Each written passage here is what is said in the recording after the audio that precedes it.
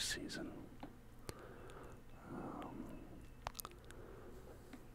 And there's been some trades and things like that. I think I will cover those in my prediction video. Because I think we still have a little bit of time until the trade deadline. I'm going to double check on that. Trade deadline.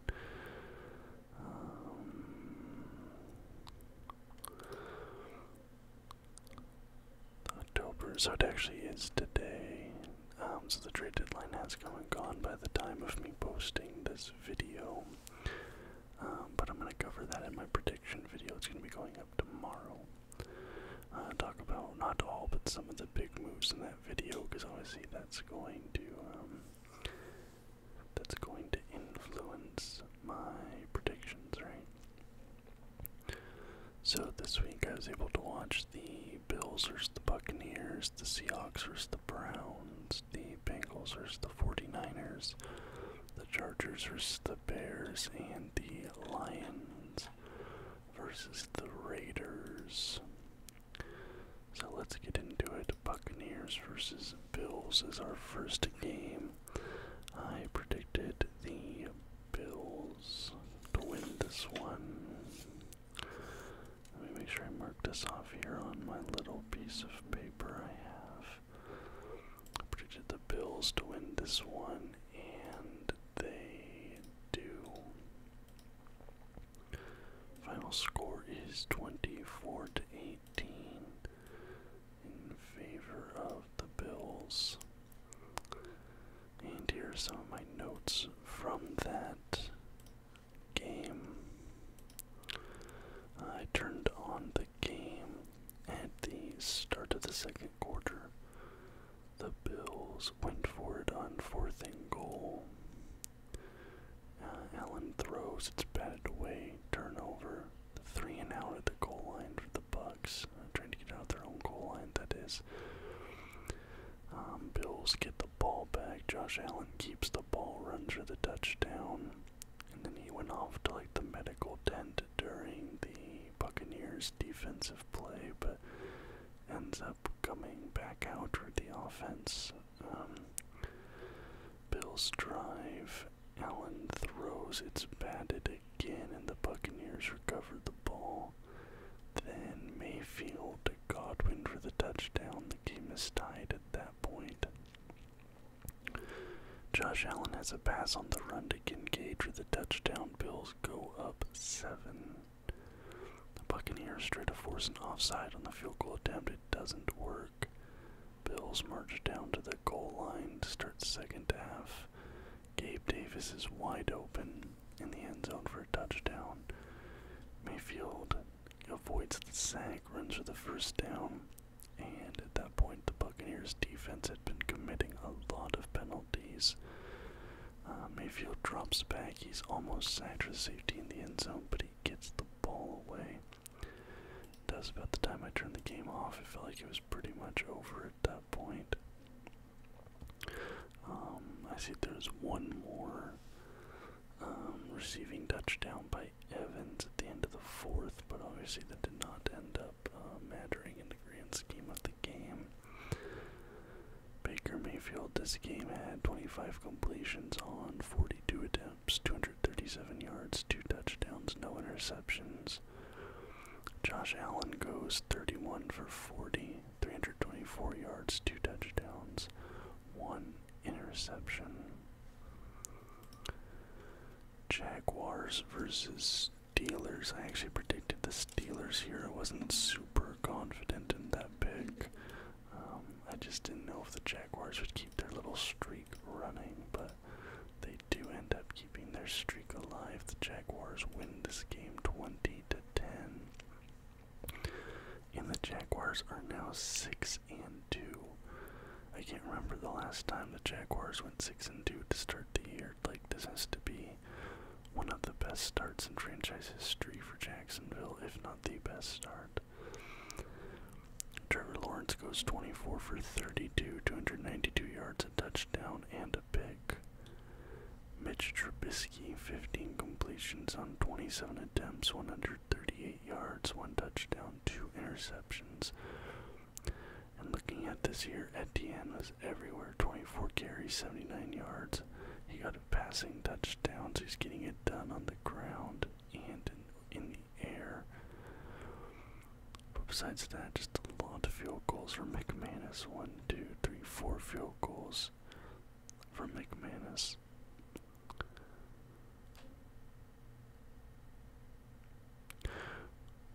Wait, Mitch Trubisky. Does that mean,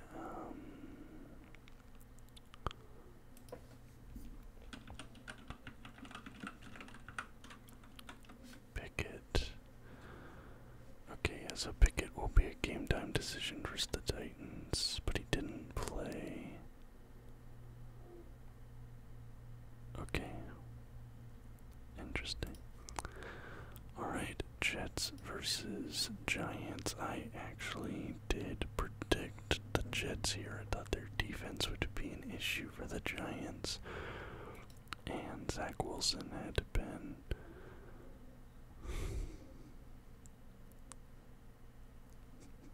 I just saw something. Okay. And Zach Wilson had been overperforming my expectations. This game goes to overtime, and a field goal is the difference, but the Jets do get the win here, 13-10.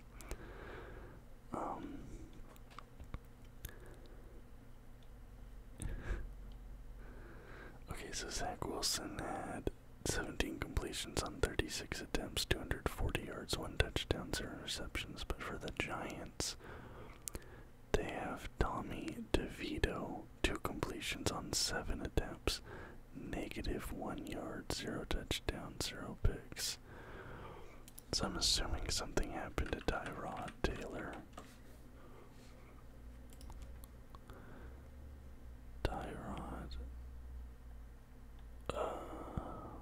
He had a rib injury, he had to go to the hospital. Okay, so he's probably out, but Daniel Jones is cleared. So Daniel Jones will be starting next week. I thought Tyrod Taylor looked better than Daniel Jones up to this point, to be honest, but, yeah, so against the Jets, Tyrod Taylor had 8 yards, 0 touchdowns, 0 interceptions. I had to see that game. Doesn't say. Hold on.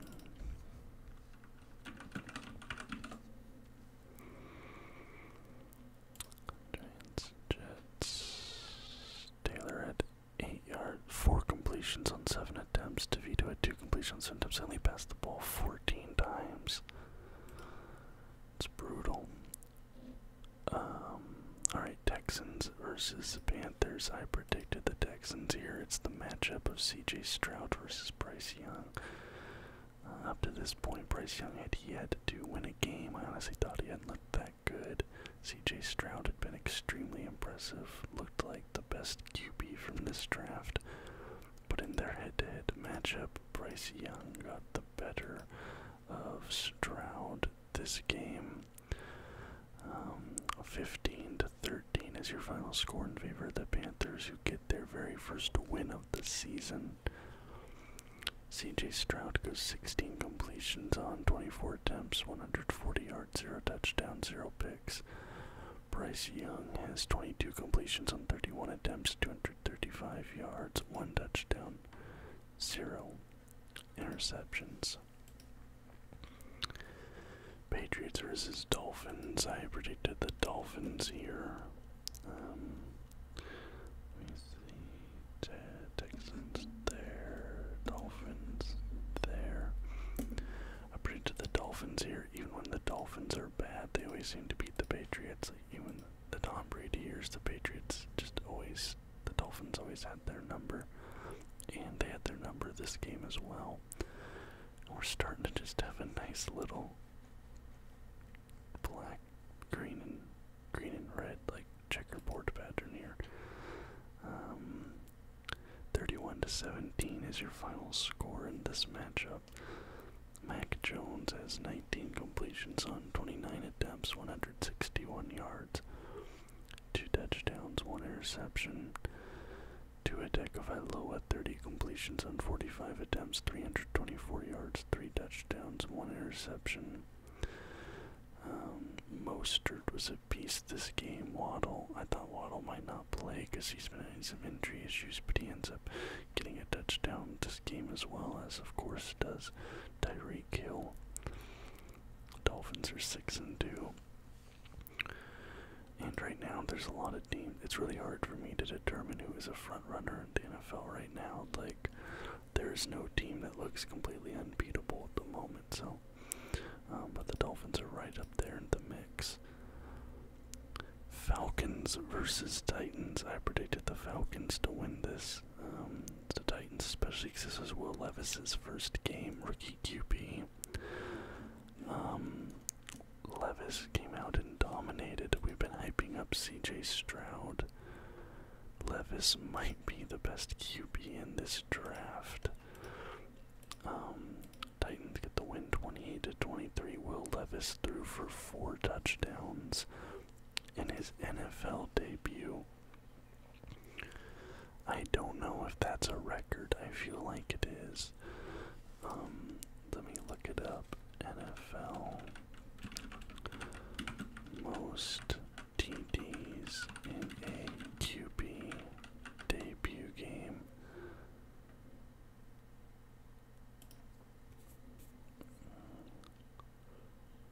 Only 2 other quarterbacks in their career have thrown 4. Okay, so 4 is the record, but Will Levis met the record. He didn't beat it. Fran Tarkenton and Marcus Mariota also threw 4 in their debut. So, that makes things a little bit tricky because Fran Tarkenton, obviously, Hall of Fame player, really good, and then Marcus Mariota, who's kind of fizzled out of the league. Unfortunately, I say that as a Ducks fan. But Will Levis looked amazing. Him and Hopkins, he had 3 touchdowns just to Hopkins, 1 to Westbrook Akine. But yeah, definitely gonna be keeping an eye on Levis with him, and with this rookie QB race heating up between him and Stroud, perhaps. Depends how many more starts Levis is going to get. I'm not sure what the health situation is there. He might be playing the rest of the season. Taylor Heineke has 12 completions on 21 attempts, 175 yards, 1 touchdown, 0 picks. Will Levis goes 19 completions on 29 attempts, 238 yards, 4 TDs, 0 interceptions. And then we have the heartbreaking game, Vikings versus Packers. I predicted a Vikings win here, and they do get it, but at what cost? Kirk Cousins has torn his Achilles. It's been confirmed by the MRI. He's gonna be out the rest of this season.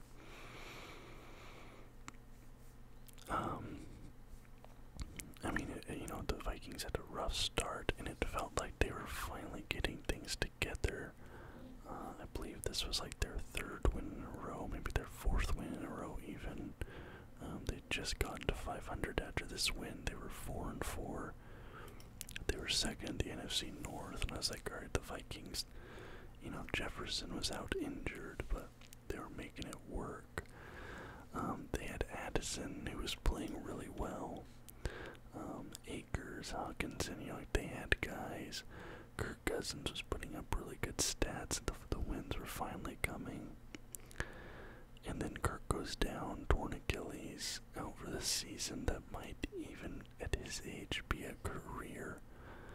If it's not his last game in the NFL, it is most likely his last game in Minnesota.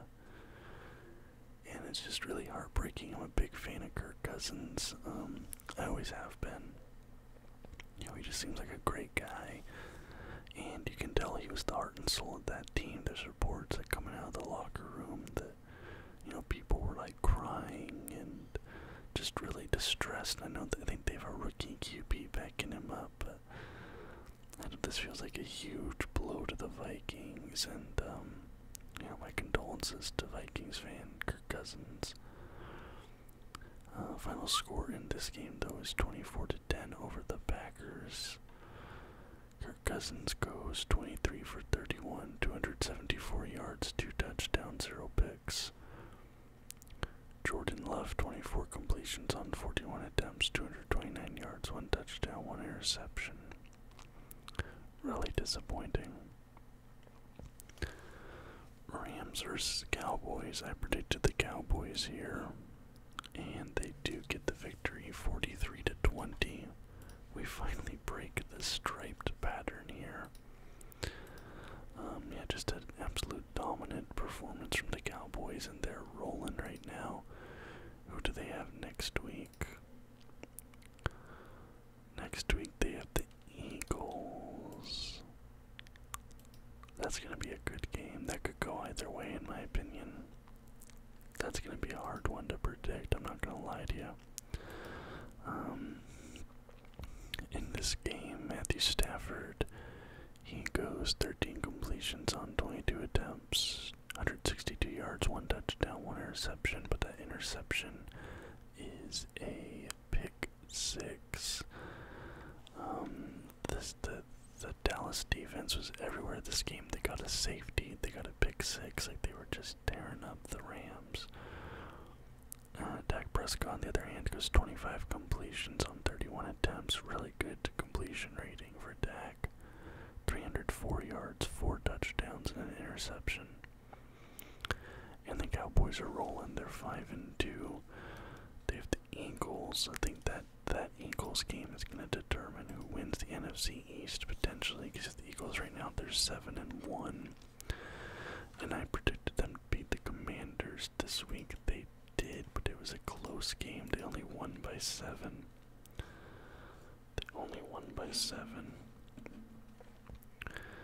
Now, Chase Young, no longer Commander. We'll talk about that next video. I never thought I'd see the day. Like, he was like one of their franchise defensive guys.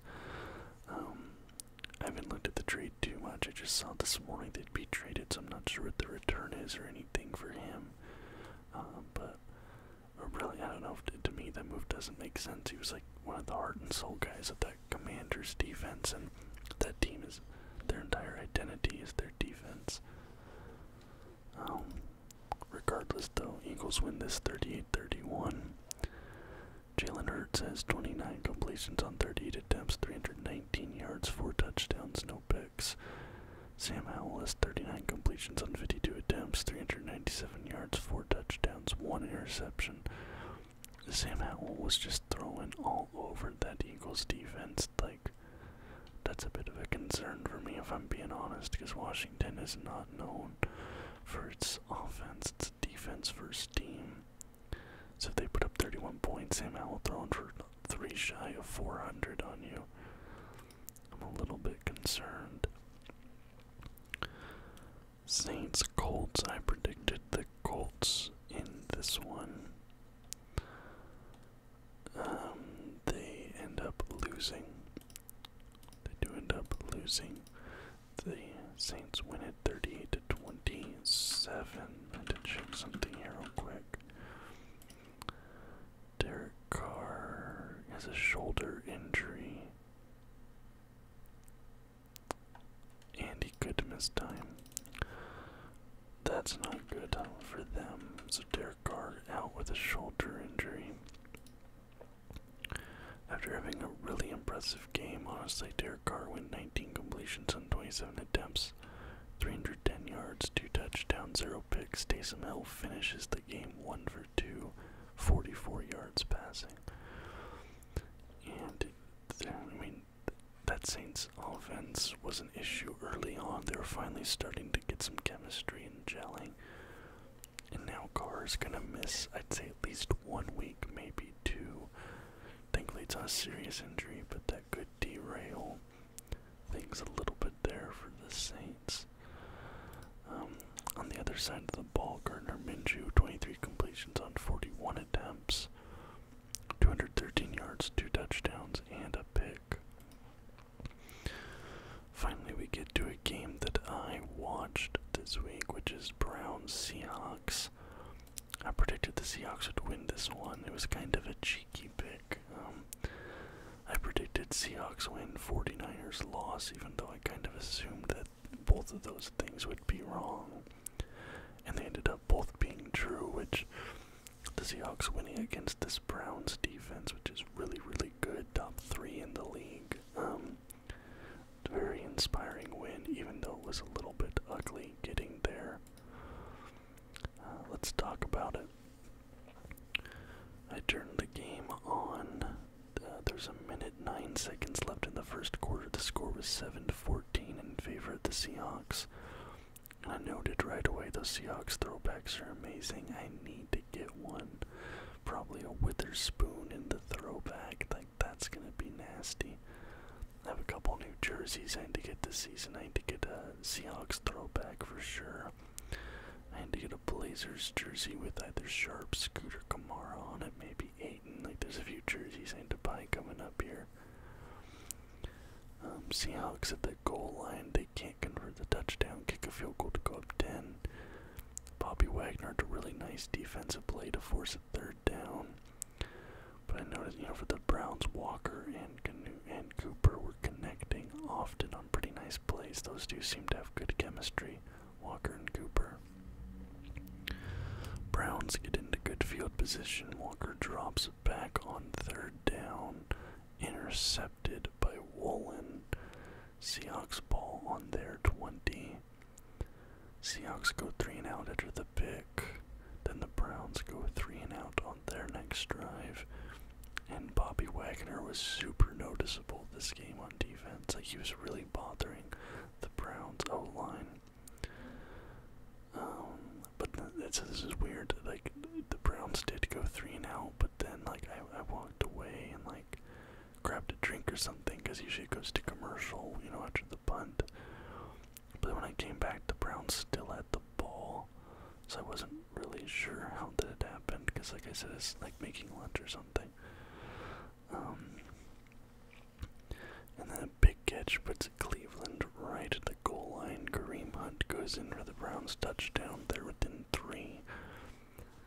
Penalty sets up a 1st and 20 for the Seahawks. And I was saying at that point the offense was starting to worry me. Like, the offense had been very stagnant beyond those first 2 touchdowns.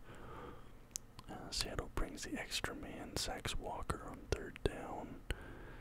And Seahawks were getting big gains in the 2-minute offense marching down the field. Seattle keeps the offense on the field on 4th and 2.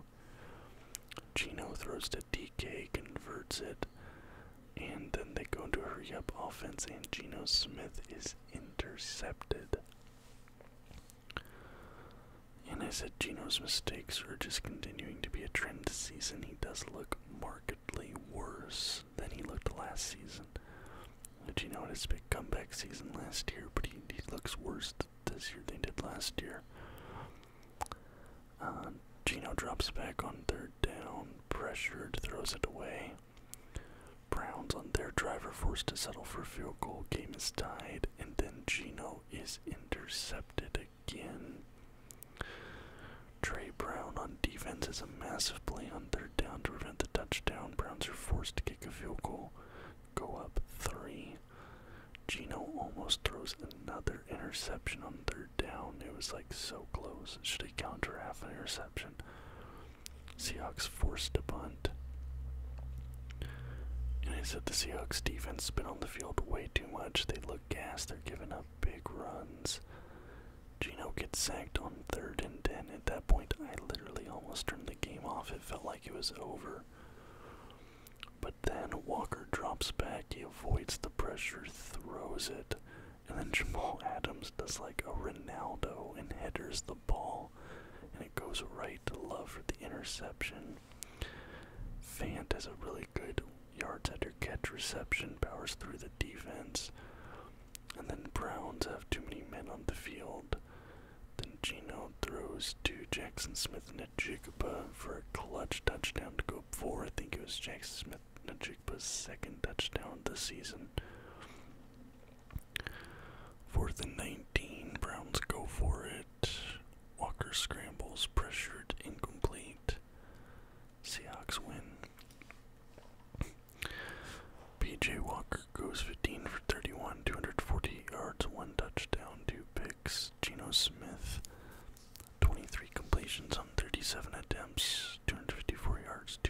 touchdowns, 2 picks. The interceptions are worrying. And if we want to talk about worrying, I predicted the Chiefs to beat the Broncos, and, well, they got embarrassed by the Broncos. I was just talking last week about how the Chiefs are like the only team since like the Bears in the 80s to have a top 5 offense, top 5 defense, and top 5 special teams going into week 8. And, well, I don't think that's going to be the case anymore statistically. The Broncos win this 24-9. Patrick Mahomes does not throw a single touchdown this game. Travis Kelce only gets 58 yards this game. Like, this game was a disaster for the Chiefs.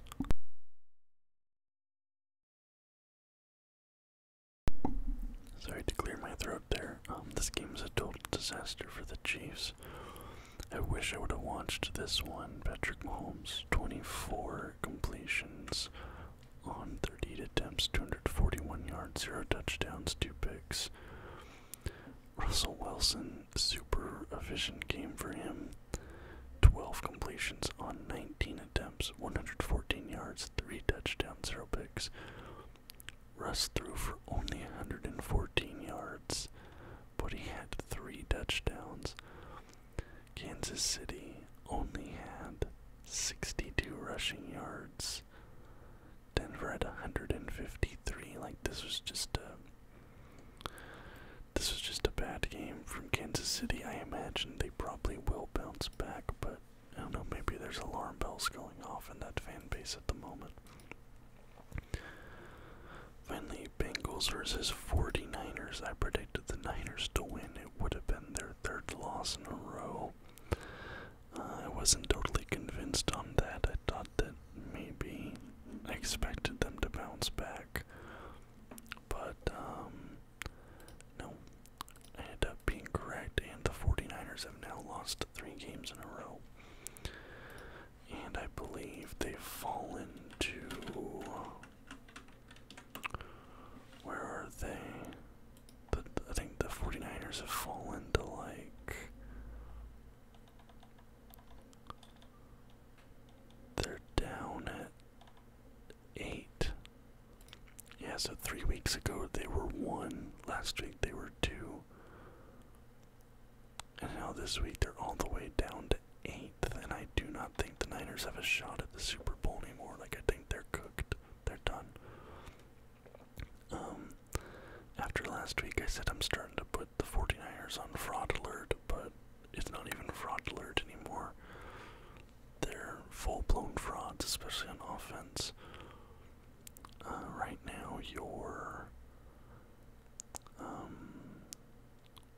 top teams in the power rankings is the Eagles at 1, Ravens at 2, Dolphins at 3, Chiefs at 4, Jaguars at 5.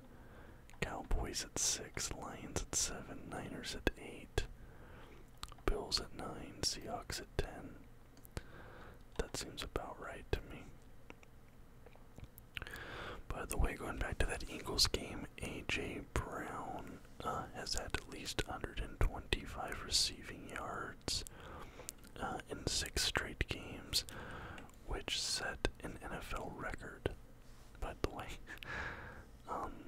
Final score on this one, Bengals 31, Niners 17, and here are my notes from that game.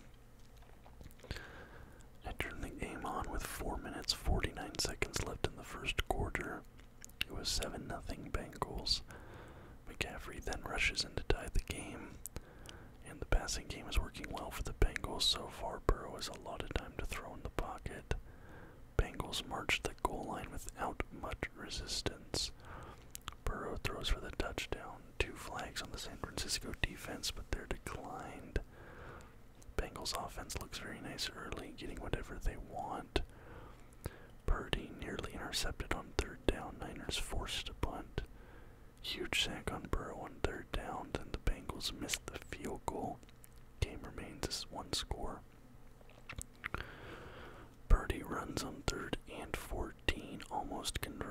Purdy's just short, so the Niners kick the field goal. Bengals go down to the goal line, 2-minute drill, and they fumble at the goal line.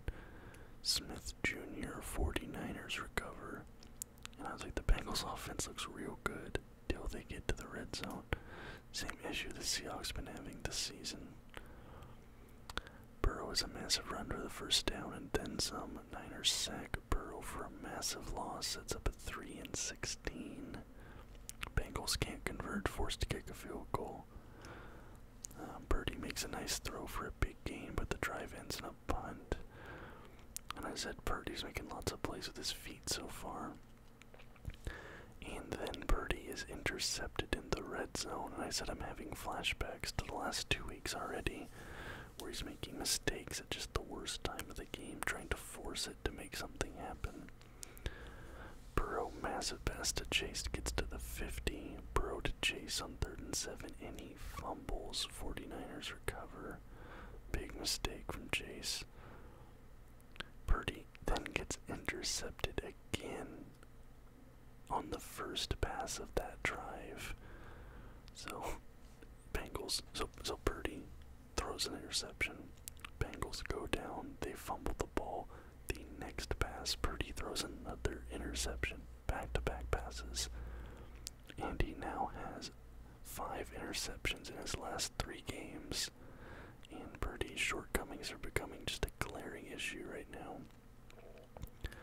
First pass of the Bengals drive, Burrow finds Chase for the touchdown. The first pass of that drive, and that felt like a massive momentum swing. Purdy escapes the sack, scrambles right, finds Kittle for 1st and goal. McCaffrey with the touchdown pulls the Niners back within 1 score. There's 8 minutes left in the game. And then Mixon for the Bengals just dances into the end zone.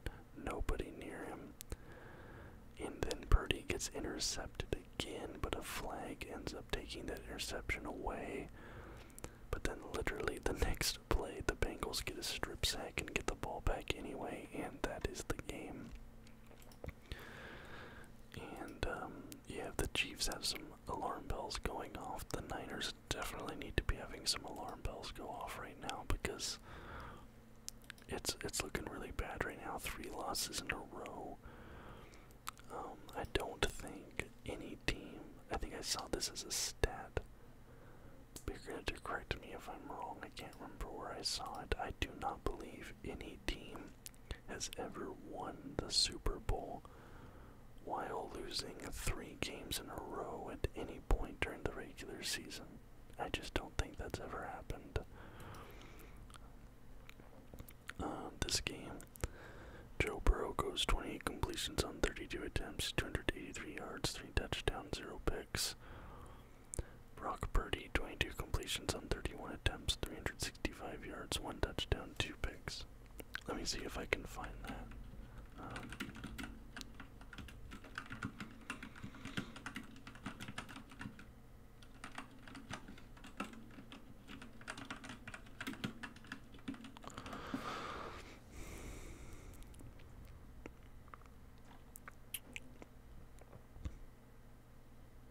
I can't see it.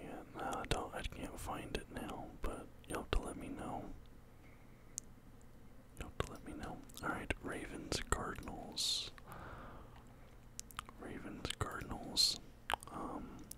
I predicted the Ravens here, and they do get the victory, 31-24. Lamar Jackson has 18 completions on 27 attempts, 157 yards, 1 touchdown, 0 picks.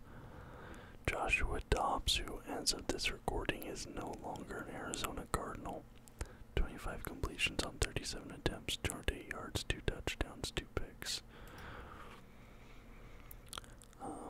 The Bears versus the Chargers. I predicted the Chargers here, and they do get the win, 13-30. And I watched a little bit of this game, not too much though, because this was a pretty one-sided affair early. Dyson back in at QB for the Bears. For First pass of the game, Baggin goes deep for Mooney, finds him 41-yard pass. Baggin gets pressured on third down, sacked, forced to punt. Austin Eckler, massive 39-yard run down the sideline for the first touchdown of the game. And the Bears offense is just stagnant after the touchdown. They're forced to punt. Eckler's been able to get whatever he wants early in the game. Herbert to Fehoko. Goal line touchdown. Fehoko's first NFL touchdown. He was signed off of the Steelers practice squad. So that's to feel awesome for him. Baggett gets pressured hard on 2nd and 8. He's almost picked, and on the next pass he is intercepted. Chargers get down to field goal range. Almost missed the kick, but it goes through. They're up 17. Baggett has a deep ball to a wide open Jones in the end zone. He slips and falls before the ball gets to him. It would have been a touchdown. He literally just fell down. Evans bulldozers his way into the end zone for the rushing touchdown. 2 minutes for the half for the Chargers. Was that Chargers or was that? No, that was for the Bears. It was Evans, yeah. Barham breaks a tackle at the goal line, barrels in for the Chargers touchdown. Bears try a push on 4-1, fails. Posey yanks the runner back for a loss, and I said I'm turning the game off. It's over. It's just completely one-sided. Baggett goes 25 completions on 37 attempts, 232 yards, 0 touchdowns, 2 interceptions. Justin Herbert at 31 for 40, 298 yards, 3 touchdowns, 0 picks. I see Baggett also had a 1-yard rushing touchdown at the very end of the game, 4th quarter, 2 minutes, 22 seconds left, but beyond that he didn't do much of anything else. And finally, Raiders-Lions. I predicted a Lions victory here, and I got it. Final score is 14-26. And here are my notes from that game. I said that the Lions jerseys are not good looking, but I did like the logo. Gibbs is staring up the Raiders defense early. Raiders blow up a PA play. There's a great read by Crosby on that, and the Lions are forced to settle for the field goal. They're up 3 early. Goff to Reynolds, but he fumbles. Raiders recover it in field goal range. But then the first pass of the... Right, okay, sorry, I was confused. Goff to Reynolds, and he fumbles. Raiders recover in field goal range. And first pass of the Raiders drive. Jimmy Garoppolo gets picked off in the end zone. Lions immediately get the ball back. Lions are forced to punt back to the Raiders, and I said both teams looked super jittery on offense. Raiders go for it on 4th and 1. Jimmy gets pressured, scrambles, incomplete. Lions big conversion on 3rd and 11 to set up 1st and goal. Detroit goes for it on 4th and goal, takes a delay of game, trying to get the defense to jump offside. Another field goal, Detroit goes up 6. Huge pass to Amon-Ra to start the Detroit drive after they get the ball back. And then a 3rd field goal takes them up 9. At this point, Raiders convert only their 2nd first down of the game with 7 minutes left in the first half. And the Raiders' run game gets them down to the red zone. Jacobs into the end zone. Raiders had the first touchdown of the game going into the half. And then Lions get their first touchdown of the game with 27 seconds left in the first half. And I said Jahmyr Gibbs continues to be a beast in the second half. Massive run where he breaks 2 tackles. Goff drops back to pass, intercepted by Peters, open field in front of Peters, and it's a pick 6. And that was just a terrible pass from Goff on the interception. Peters tracked it literally the entire way down, like he knew that was coming. I don't know why Goff threw that ball. And then Goff almost gets intercepted a 2nd time on the next drive. Lions get down to the goal line. Reynolds fumbles, recovered by Crosby. So like at this point, ball security is just becoming an issue. Like the interceptions, then the fumble. And I said Lions have terrible ball security so far in the game. Raiders go 3-and-out punt. Then Gibbs breaks off a massive run for the touchdown. I said the rookie is putting in an amazing performance this game. Easily the best player for the Lions. Jimmy G gets sacked on 3rd down with 2 minutes left in the 3rd, and it felt like the Raiders' defense was the only thing keeping them in the game. The offense was not good. Raiders fumble the kick return. Jimmy G avoids the sack, scrambles, finds receiver for 1st down, and then Jimmy Garoppolo gets sacked on back-to-back plays to set up 3rd and 28, and those were his 4th total sacks on the night. Raiders go for it on 4th down, and then Jimmy gets sacked yet again. That offensive line was just completely useless. Raiders defense has been on the field for over 70 snaps at that point, and there's 6 minutes left in the 4th. Raiders have less than 20 minutes time of possession of the ball. Lions missed the field goal, 5 minutes left, and then Jimmy G gets sacked yet again on 3rd down, forces the punt, and that's game over. So, very interesting week. I think overall I did pretty good. And the Seattle Seahawks now are 1st in the NFC West, which is crazy. Although I believe they have like the 3rd hardest strength of schedule from here on out in the entire NFL, so it's going to be tricky for them. But there were 16 games played this week, and I got 1, 2, 3, 4, 5, 6, 7, 8, 9, 10, 11. I got 11 correct this week. So what do I get? I get 11 divided by 16. I got 69% correct this week. Not bad. We added up here, so for the season, I am 71 for 122. Yep, 71 for 122. For 58%, we're getting better every week here. 58%. But there you go, guys. There is the week in the books. Let me know what you thought about the games this week in the comments down below. I go through once a week or so and respond to all comments. So if you liked the video, please leave a thumbs up. Subscribe to the channel for more content just like this almost every single day. And until next time, guys.